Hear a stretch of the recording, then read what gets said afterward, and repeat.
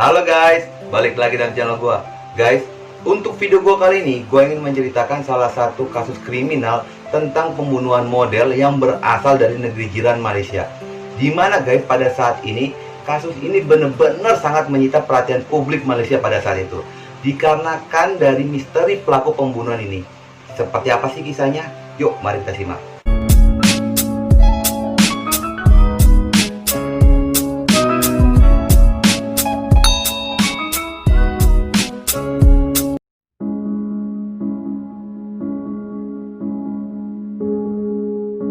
Pada tanggal 5 Desember 2003, publik Malaysia guys dibuat gempar karena telah terjadi pembunuhan di sebuah apartemen yang bernama Kondominium Puncak Prima di Sri Harta. Setelah polisi Malaysia melakukan identifikasi, ternyata korban tersebut adalah seorang model yang bernama Nurita Syamsuddin. Pada saat itu dia berusia 22 tahun. Latar belakang dari Nurita, walaupun di usia yang sangat muda, dia ini guys sudah memiliki karir yang sangat bagus. Ketika dia lulus sekolah atau lulus kuliah, dia langsung bekerja di suatu perusahaan yang ada di Malaysia sebagai eksekutif project di sebuah serikat pembinaan yang berada di Petali Jaya, Malaysia. Dan Nurita ini dikenal sebagai model, bahkan dia ini sebagai officer di sebuah klub malam yang berada di Damansara, Malaysia. Dan guys, sebenarnya Nurita itu tinggal di apartemen tersebut dengan kedua temannya yang bernama Azura dan Kenneth. Dan di malam naas itu, Azura dengan Kenneth itu baru saja pulang dari sebuah klub malam, dan tepatnya sekitar 04.30. Ketika mereka sudah tiba di apartemen, lalu mereka berjalan di lorong apartemen, mereka berdua ini guys mencium bau yang sangat menyengat. Bau seperti badan manusia yang nggak pernah mandi guys. Ketika Azura dan Kenneth menyadari bau tersebut, mulai muncullah perasaan takut di dalam hati mereka berdua ini guys. Langsung mereka ini buru-buru lari dan segera masuk ke dalam apartemen. Ketika membuka pintu dan masuk, mereka berdua baru menyadari ternyata bau itu berasal dari apartemen yang mereka sewa. Walaupun mereka sudah menyadari itu, karena mereka ini dalam kondisi mabuk dan lelah, mereka mengabaikan bau tersebut karena mereka yang pengen buru-buru tidur. Walaupun mereka sudah mengabaikan bau tersebut guys, tetapi muncullah perasaan aneh di dalam hati mereka berdua. Karena ketika mereka melihat sekeliling ruangan, kok ruangan ini lampu-lampunya pada nyala guys. Pada saat itu guys, mereka berdua menyangka Nurita ini sudah bangun. Ketika dipanggil, Nurita ini tidak menjawab. Dan disitulah mereka baru menyadari bahwa Nurita masih tidur. Tetapi guys, mereka ini semakin bingung, karena biasanya ketika mereka tidur atau Nurita tidur, setiap ruangan atau lampu-lampu yang ada di ruangan itu selalu dimatikan. Karena mereka merasa lelah dan capek, mereka ini pengen buru-buru tidur lah guys. Dan ketika itu Azura akan masuk ke dalam kamarnya. Ketika akan membuka pintu, Azura melihat sesosok bayangan pria. Dan yang anehnya, bau menyengat atau bau badan itu berasal dari bayangan tersebut. Karena kaget, dia itu langsung berteriak memanggil Kenneth itu guys. Ketika Kenneth datang dan menanyakan ada apa, si Azura ini menanyakan apakah Kenneth ini melihat bayangan sosok pria tersebut. Lalu Kenneth menjawab tidak. Karena kan pada saat itu Kenneth tidak melihat sosok pria yang dimaksud oleh Azura. Azura ini guys semakin penasaran. Lalu dia ini mencoba untuk mengecek setiap ruangan yang ada di apartemen. Ketika sudah dicek, ternyata tidak ada hal-hal yang mencurigakan. Ketika Azura ini akan kembali lagi ke kamarnya, Azura ini melihat pintu depan yang baru saja dia tutup atau dia kunci, ternyata dalam keadaan terbuka guys. Dan disitulah Azura baru meyakini bahwa ada seseorang atau sosok pria tersebut yang masuk dan keluar ke dalam apartemen secara diam-diam. Lalu Azura menutup dan mengunci pintu depan untuk kedua kalinya. Dan ketika dia sudah menutup dan mengunci pintu tersebut, tanpa sengaja dia itu melihat kamarnya Nurita dalam keadaan terbuka. Dan disitulah dia merasa curiga. Biasanya Nurita pada saat dia tidur, dia itu selalu menutup pintu kamarnya. Tetapi kok pada saat ini kamarnya atau pintu kamarnya itu dalam keadaan terbuka. Karena penasaran dan merasa curiga, bahkan aneh di dalam hatinya si Azura ini, diam-diam dia itu mengendap dan membuka pintunya dari si Nurita. Dan ketika dia menyalakan lampu, Azura kaget karena kamarnya Nurita dalam keadaan yang sangat berantakan. Lalu Azura berusaha mencari keberadaan Nurita.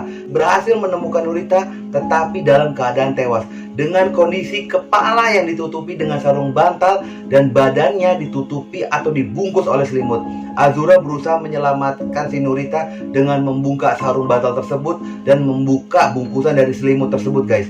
Dan ketika dibuka, ternyata Nurita ini dalam keadaan yang sudah telanjang dengan kondisi tangan dan kaki diikat oleh tali bea dan tali. Dan ketika dibalikan badan tersebut, ternyata guys, mulutnya Nurita ini dipenuhi atau disumpal oleh kapas-kapas yang ada di dalam bantal. Karena melihat kondisi itu guys, Azura ini langsung berteriak-teriak dan memanggil dan mencari si Kenneth. Bahkan Azura ini mencari di lorong apartemen. Dan ketika sedang mencari si Kenneth, Azura ini melihat ada sesosok pria. Entah kenapa Azura ini memiliki feeling bahwa pria tersebut yang melakukan pembunuhan kepada Nurita. Dengan spontan Azura langsung berteriak, "Woi, berhenti! Lu pembunuh ya!" Langsung ketika mendengar teriakan dari Azura itu, pria itu guys langsung kabur dan dikejar oleh Azura dengan security apartemen. Tetapi pria tersebut berhasil lolos. Karena kan Azura ini sudah gagal guys menangkap pria tersebut, Azura ini langsung menelpon pihak kepolisian Malaysia. Dan pihak kepolisian Malaysia langsung datang untuk melakukan olah TKP dan investigasi.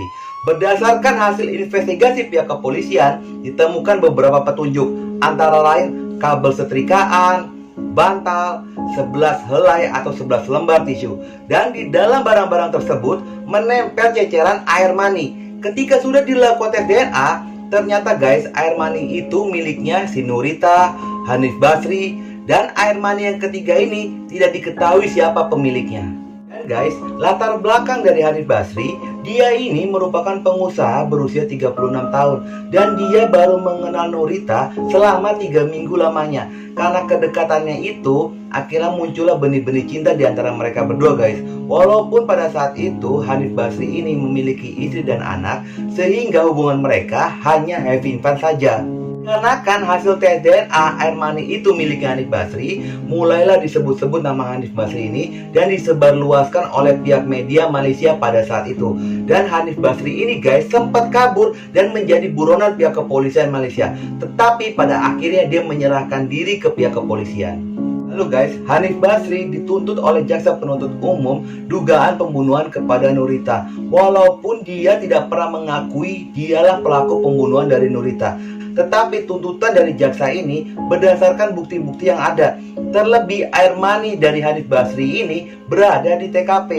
Dan yang lebih mencurigakan, pada saat Hanif menyerahkan diri ke pihak kepolisian, Hanif itu datang dengan keadaan botak plotos dan kuku tangannya itu sudah dipotong guys.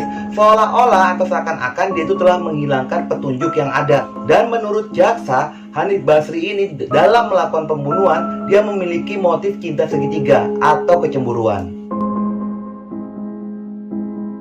Dan guys, di dalam kasus ini ada 4 saksi yang dihadirkan di dalam pengadilan. 2 diantaranya security apartemen yang ada di malam itu. Security tersebut mengatakan bahwa di malam tersebut Hanif datang ke apartemen Nurita dan tidak pernah turun lagi. Dan yang anehnya, lalu kedua security ini mengubah cerita atau mengubah kesaksian. Malah dia ini meragukan bahwa yang datang ini Hanif Basri atau bukan ya. Dan guys, 2 saksi lainnya adalah Azura dan Kenneth. Azura dan Kenneth bersaksi bahwa di malam itu aroma tubuh yang dikeluarkan oleh pria tersebut atau pria misterius itu berbeda dengan aroma tubuhnya si Hanif Basri. Dan Azura pun mengatakan dari postur tubuh serta baju yang digunakan oleh pria misterius itu berbeda dengan yang digunakan oleh Hanif Basri. Ketika dilakukan konfirmasi kepada 2 security tersebut, dan 2 security tersebut pun menyatakan memang benar antara baju yang digunakan oleh Hanif Basri berbeda dengan sosok pria yang dicurigai oleh Azura. Walaupun dugaan pelaku pembunuhan ini dinilai orang yang dikenal, bahkan orang dekatnya dari si Nurita, dikarenakan tidak ditemukan bukti-bukti perusakan ketika pelaku ini akan masuk ke dalam apartemen. Dan berdasarkan juga dari kesaksian 4 orang ini yang tidak memberatkan Hanif, sehingga tuntutan Hanif ini semakin berkurang guys, bahkan lebih meringankan posisi Hanif, sehingga pengadilan Malaysia pada saat itu melakukan vonis bebas kepada Hanif Basri. Walaupun kasus ini sudah ditutup guys dan Hanif Basri divonis bebas, tetapi untuk pelaku ketiga ini masih menjadi misteri. Hingga saat ini guys, pelaku tersebut belum berhasil diungkap dan ditangkap oleh pihak kepolisian Malaysia. Oke guys, itulah kisah dan kasus pembunuhan yang terjadi di Malaysia. Semoga dengan kisah dan kasus ini sedikit bisa memberi hiburan untuk kalian. Dan jangan lupa ikuti terus video gue. Oke?